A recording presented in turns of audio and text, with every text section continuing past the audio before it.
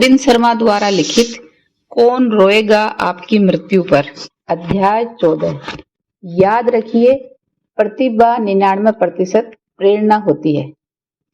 महान आविष्कारक Thomas Edison को इस वक्तव्य के लिए जाना जाता है, प्रतिभा 1% प्रेरणा और 99% मेहनत होती है।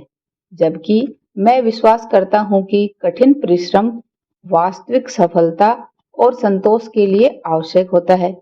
मेरा यह भी सोचना है कि गहन प्रेरणा और इस दुनिया में बदलाव लाने का दृढ़ संकल्प इससे भी ज्यादा महत्वपूर्ण गुण है। दुनिया के सबसे महान प्रतिभाशाली लोग दूसरों की जिंदगियों को समृद्ध बनाने की अभिलाषा से प्रेरित होते हैं।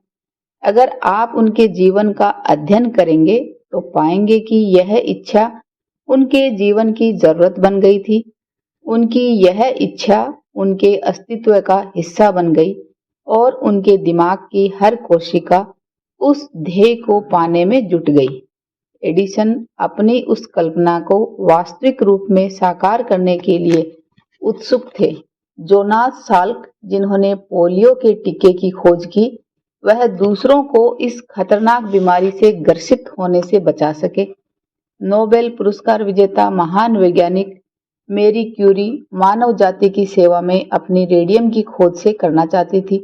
जैसा कि वुड्रो विल्सन ने कहा है, आप यहाँ सिर्फ जिंदा रहने के लिए नहीं हैं, आप यहाँ इस दुनिया में जीवन को भरपूर तरह से जीने में समर्थ बनाने के लिए हैं, जो बेहतर दृष्टिकोण, आशा की कोमल भावना और उपलब्धि के साथ जिया जा सके। आप दुनिया को परिपूर्ण बनाने के लिए हैं और आप कमजोर साबित होंगे अगर आप इस उद्देश्य को भूल जाते हैं। आप अपने स्वयं के जीवन में कितनी उमंग से भरे हुए हैं?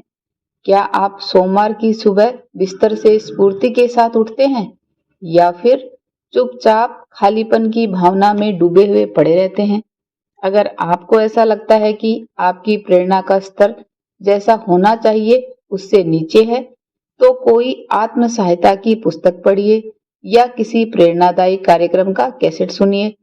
किसी के सार्वजनिक भाषण में जाइए जिससे आप प्रभावित हो सकते हैं, या कुछ घंटे अपने पसंदीदा वीर या आदर्श व्यक्तित्व के बारे में पढ़ने में लगाइए।